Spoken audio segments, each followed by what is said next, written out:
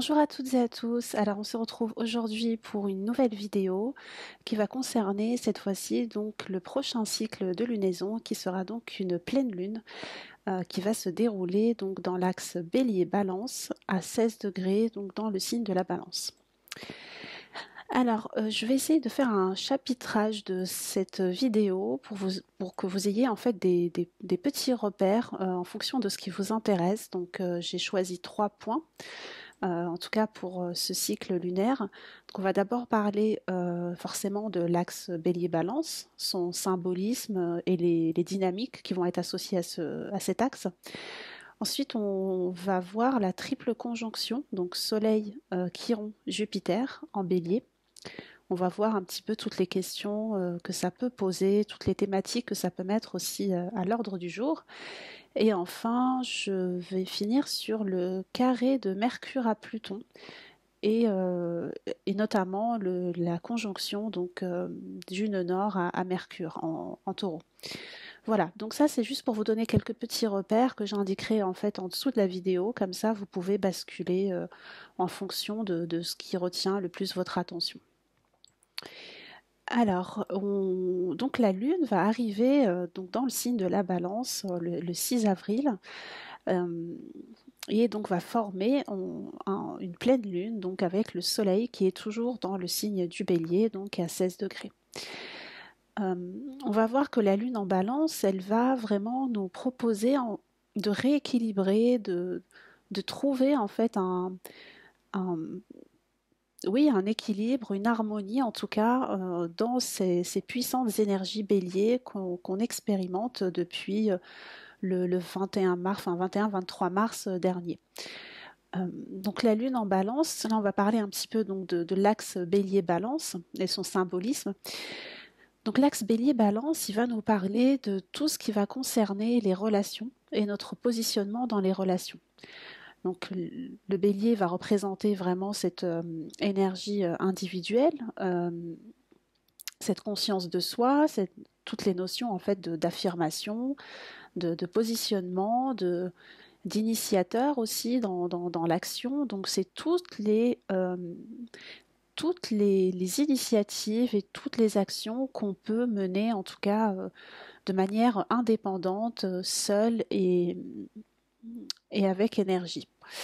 Donc là, c'est vraiment le fonctionnement bélier qui est un fonctionnement donc on va dire individuel. Et donc dans le signe de la balance, là on retrouve en fait toutes les dynamiques de coopération, d'union, de partenariat aussi. Donc c'est toute la capacité en fait de fonctionner avec l'autre qui est symbolisée par ce signe-là. Donc on retrouve dedans forcément tout ce qui est association, union, donc un signe aussi de couple, hein, d'union, mais c'est aussi les unions professionnelles. Voilà, c'est toute cette dynamique en tout cas de travail avec l'autre, euh, voilà, coopération avec l'autre, recherche d'harmonie, de compromis, avec une écoute et une énergie en fait qui est tournée vers l'autre. Voilà. On peut dire qu'en fait le signe de la balance, en tout cas l'archétype, se nourrit de la relation et se nourrit de l'interaction avec les autres. Alors que l'archétype bélier va plutôt trouver son énergie dans sa force personnelle. En fait, il va vraiment puiser plutôt à l'intérieur de lui pour avancer et en tout cas être porté vers l'extérieur, mais plutôt pour manifester quelque chose à l'extérieur plutôt que forcément d'interagir en tout cas. Donc voilà, donc on voit que cet axe-là, il va nous parler donc de tout ce qui va concerner le côté individuel, donc la force personnelle, l'affirmation, l'assertivité, tous les combats, en tout cas les quêtes qu'on peut mener seul, avec une idée de prendre en main les choses, enfin d'être vraiment autonome en fait dans sa vie ou dans ses projets, alors que en fait cet axe-là, donc le signe opposé, donc la balance, va vraiment nous parler de la force de l'union, la force du collectif, euh, la force du groupe. Donc ça, c'est vraiment des énergies qui sont en fait qui sont amenés à être en synergie en fait si on arrive à faire cet équilibre-là.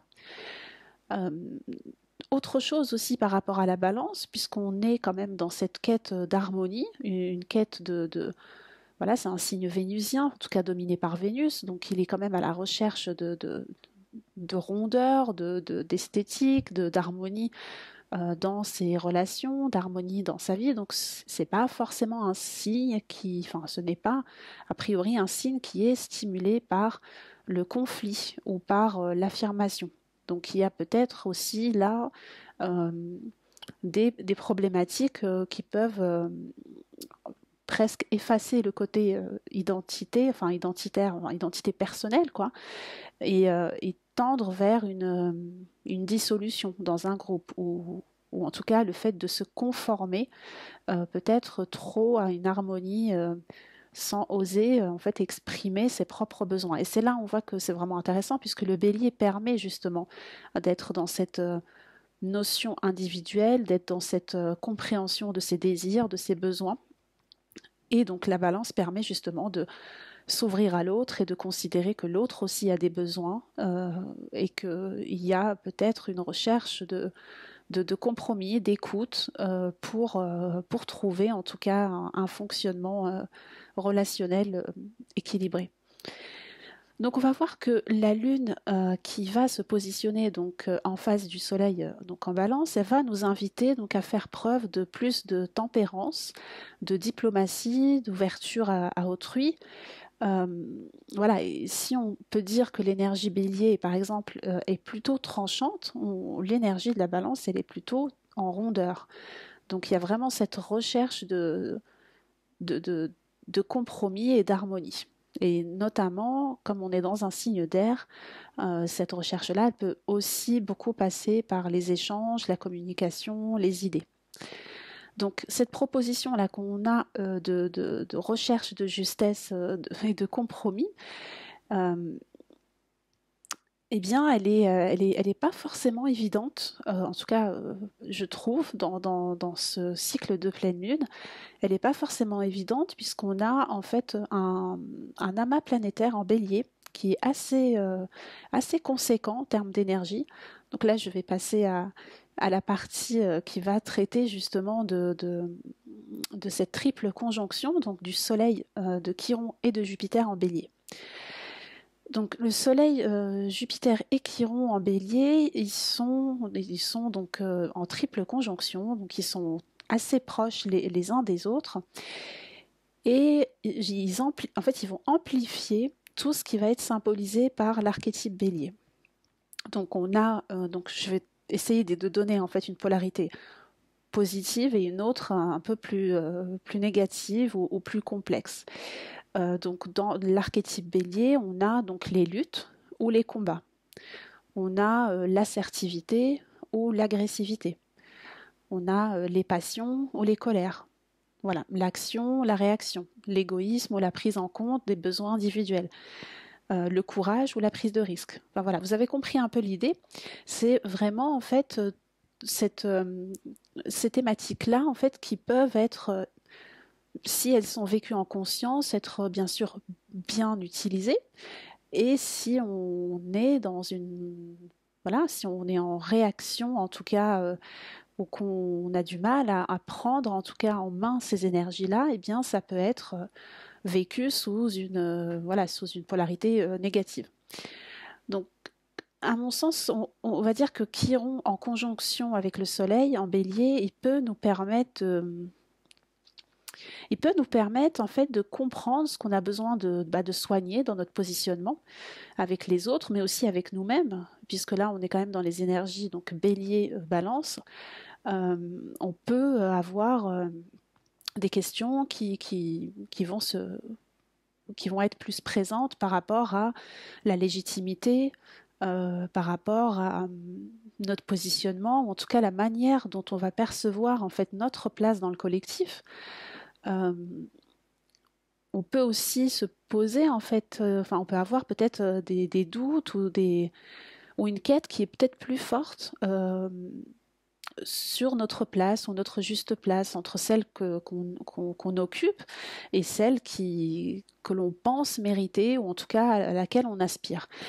Donc ces thématiques-là, elles peuvent aussi beaucoup toucher en fait la perception de notre identité par rapport aux autres. Donc vous voyez, il y a quand même cette idée de réflexion sur où est-ce qu'on en est par rapport à la relation d'abord avec nous-mêmes et bien sûr, je pense que ça conditionne aussi la manière avec laquelle on rentre en relation, en tout cas avec les autres. La première relation, je pense qu'elle commence a priori quand même avec nous-mêmes. Donc ça peut être aussi intéressant de voir voilà, quelle est la perception qu'on a de nous, de notre légitimité, des actions qu'on fait, voilà, l'écoute qu'on peut avoir aussi par rapport à nos désirs, à la prise en compte de nos désirs, puisque je pense que quand on a du mal, en tout cas, à répondre à ses propres désirs ou ses propres besoins, ça peut créer en tout cas une tension ou des attentes que l'on va en tout cas projeter ou peut-être implicitement attendre en fait des autres qui comprennent quelles sont nos limites, quelles sont les choses qui sont justes ou celles qui ne le sont pas. Donc vous voyez, ça c'est vraiment des thématiques très bélier-balance. Euh, voilà, pour les personnes par exemple qui ont l'axe des nœuds lunaires dans cet axe-là, ça peut être aussi très intéressant de questionner ça, d'autant plus qu'on va avoir justement alors retour ou inversion en fonction de la génération bien sûr de laquelle vous faites partie, mais on va avoir en fait aussi ce changement d'axe de nœud lunaire en juillet, enfin cet été, qui va donc justement passer en bélier balance. Donc là, ça peut être aussi un moment pour préparer un petit peu ce cycle-là et se questionner justement sur voilà, quelle est la relation qu'on a avec notre affirmation, notre place, notre collaboration avec les autres, euh, quelles sont les limites que l'on a envie de mettre et puis bien sûr ça peut être un petit peu difficile parfois à accepter ou à entendre mais toutes les questions de limites en fait elles sont à mettre par nous-mêmes en fait c'est compliqué en fait c'est un peu je pense le souci peut-être parfois de l'archétype balance, c'est avoir cette sagesse relationnelle qui peut paraître en fait très innée, mais en fait il faut pas oublier qu'on ne fonctionne pas tous de la même manière, que les attentes que l'on a par rapport aux autres, ou en tout cas si on a l'impression que les autres ne comprennent pas forcément, qui dépassent certaines limites ou qui... Voilà, en tout cas si on a des attentes envers les autres par rapport au respect de notre espace, je pense que c'est vraiment intéressant de travailler sur ça, puisque pour ma part, en tout cas, je pense que c'est l'enseignement que peut nous donner le bélier. Voilà, d'essayer de vraiment être en toute autonomie, en fait, responsable justement dans ses relations, responsable des espaces que l'on se permet de partager avec les autres et puis l'espace, en tout cas l'énergie que l'on a envie de conserver pour soi.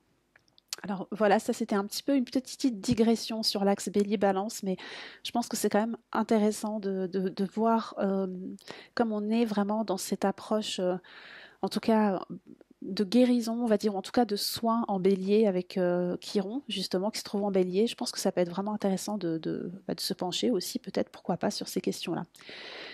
Euh, donc voilà, donc Jupiter en bélier, il a aussi plusieurs messages à nous délivrer quelque part. L'un des messages, c'est bien sûr cette amplification de l'énergie bélier. Donc avec peut-être un besoin plus fort d'exprimer ou de manifester des désaccords, de poser des limites.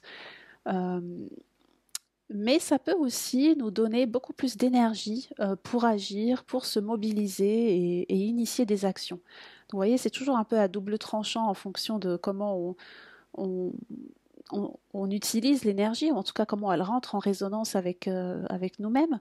Mais c'est vrai que Jupiter en bélier, c'est quand même une belle dynamique d'action. Si on arrive à s'en saisir, il y a vraiment Il y a vraiment en tout cas un puits d'énergie qui se renouvelle et qui est assez intéressant. L'autre effet de Jupiter, ça peut être aussi le fait de porter plus d'attention, en tout cas une plus grande attention en fait sur la prise en compte de l'individu et de ses besoins, de ses envies, avec peut-être justement un cadre légal ou enfin officiel qui va venir en appui sur ces demandes. Donc voilà, Jupiter, il représente aussi tout ce qui est officiel. Donc ça peut être aussi un moment où il y a, bon, pour ceux qui suivent l'actualité, je pense que on voit peut-être un petit peu ces sujets-là qui ressortent pas mal. Mais il y a vraiment cette idée de trouver en fait ce qui est juste pour l'individu aussi. Donc on va voir qu'on n'est plus dans cette dynamique. Enfin, on est toujours dans des dynamiques collectives, mais on a plus ce transit de Saturne en Verseau qui venait vraiment questionner la responsabilité du collectif, qui venait vraiment se pencher sur quelles sont les contributions que chacun peut amener pour le collectif. Là, avec Jupiter en Bélier, je trouve qu'on est vraiment dans une autre dynamique. Il y a vraiment une tension qui se fait ressentir sur l'individu en fait, quels sont qu'est-ce qui pourrait être juste pour chacun, mais individuellement aussi.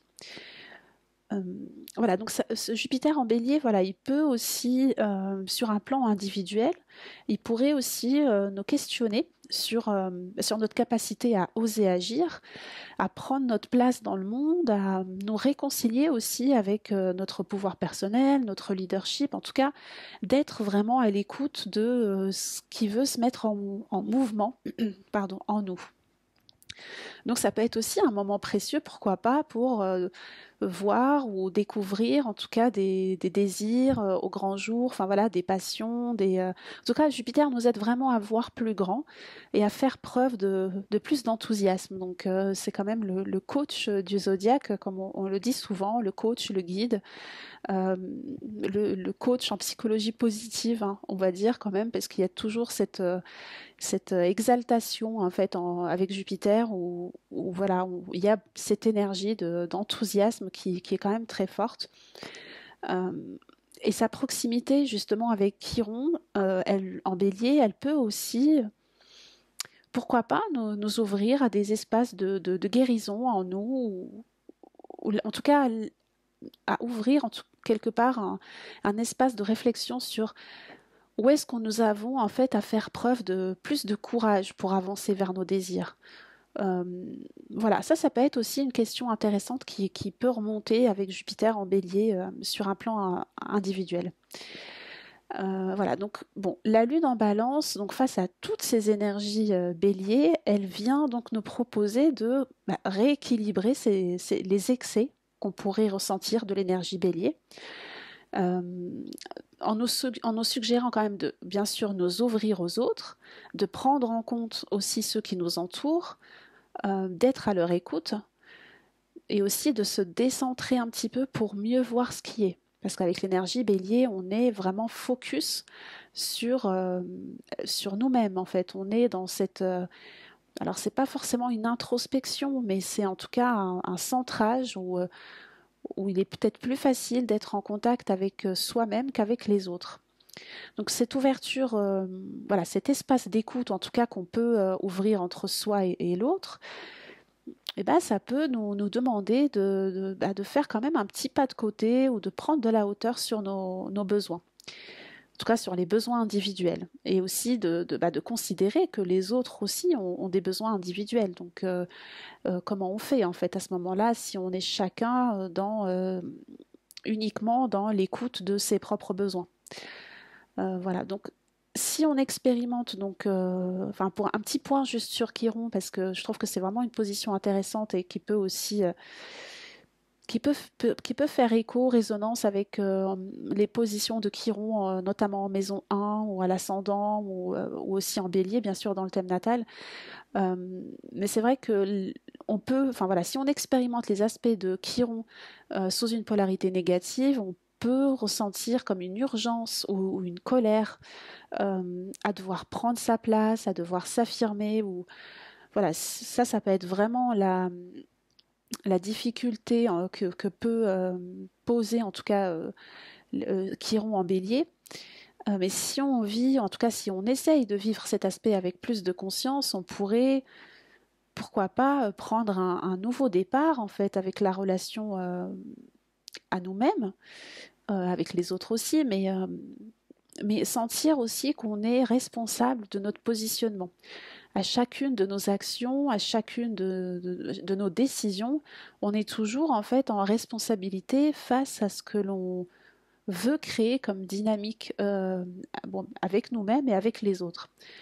Donc c'est vrai que Chiron en bélier, il peut poser aussi, comme je l'ai déjà dit, là, des questions de légitimité, de voilà, est-ce que on a le droit d'exprimer ses désirs, ses colères? Est-ce que on a le droit d'exister? Même il y a vraiment cette notion de à quel point en fait on se permet d'être. Donc voilà. Je vais passer donc au dernier point qui est donc l'aspect de Mercure qui va être en conjonction donc au nœud nord en Taureau. Euh, donc Mercure est en Taureau et il est arrivé à la hauteur du nœud nord, avec lequel il va être donc en aspect de conjonction exacte ce 6 avril, en tout cas autour de cette pleine lune. Et Mercure en Taureau, il va symboliser vraiment la pensée plutôt concrète, factuelle et constructive. Donc la position de Mercure en Taureau, elle suggère en fait, elle suggère une nécessité de penser de manière vraiment concrète et pas conceptuelle, on va dire, les transformations, en tout cas les actions qui doivent être faites pour l'avenir. Donc on voit que Mercure est aussi en aspect de carré avec Pluton et ça pourrait aussi nous permettre de mieux réfléchir, ou en tout cas de réfléchir en profondeur sur des sujets complexes, des sujets de société, des sujets de ressources aussi notamment. On l'a vu là déjà avec le nœud nord en Taureau qui nous a fait quand même nous a fait cheminer en fait sur un parcours de conscience, on va dire, sur nos ressources, notre conscience écologique. Et Mercure va donc remettre aussi à l'ordre du jour ces réflexions et peut-être même l'urgence pour les traiter. Pardon. Donc il serait intéressant aussi de voir, notamment à la prochaine nouvelle lune éclipse du 20 avril, quand quand Mercure formera une conjonction avec Uranus, eh bien on pourrait voir quelles nouvelles compréhensions sont faites, sont à l'ordre du jour, en tout cas sur des thématiques écologiques, mais aussi financières. Ça pourrait être intéressant aussi de suivre cet aspect-là.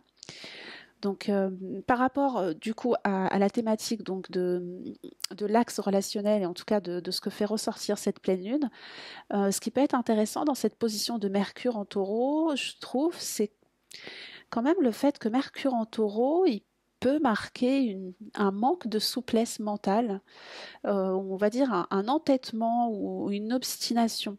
Le carré de Pluton, il pose aussi quand même cette question de l'intransigeance, voire de la radicalité aussi.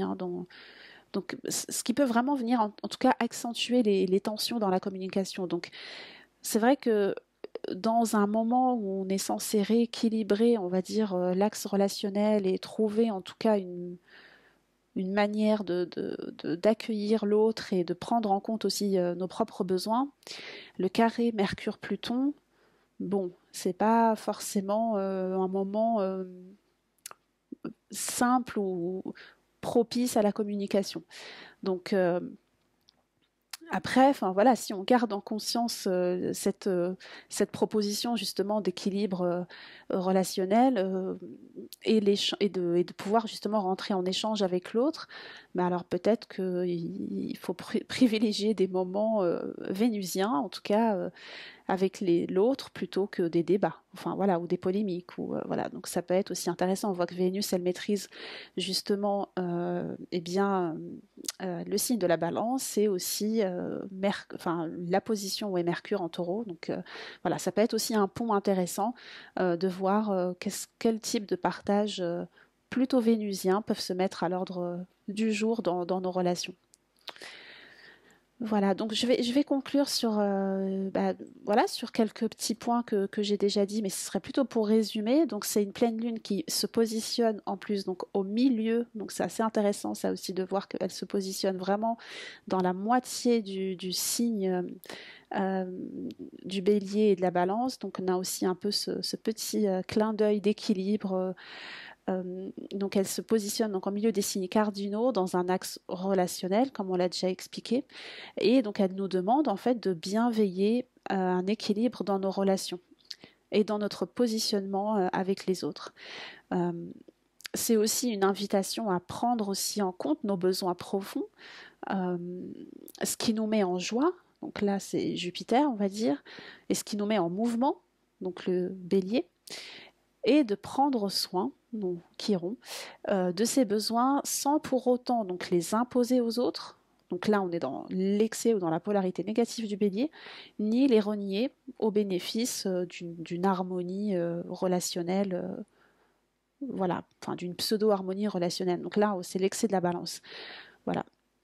Donc, ben voilà, j'espère que ces petites réflexions vous aideront en tout cas à mettre un peu de sens ou de conscience dans ces phases de lunaison. En tout cas, je vous remercie beaucoup pour vos petits mots et puis pour le temps que vous prenez aussi pour regarder ces vidéos. C'est vraiment très motivant de voir que ça peut vous intéresser et puis surtout que ça peut vous aider. Voilà. Alors, je vous dis à tout bientôt et prenez tout bien soin de vous.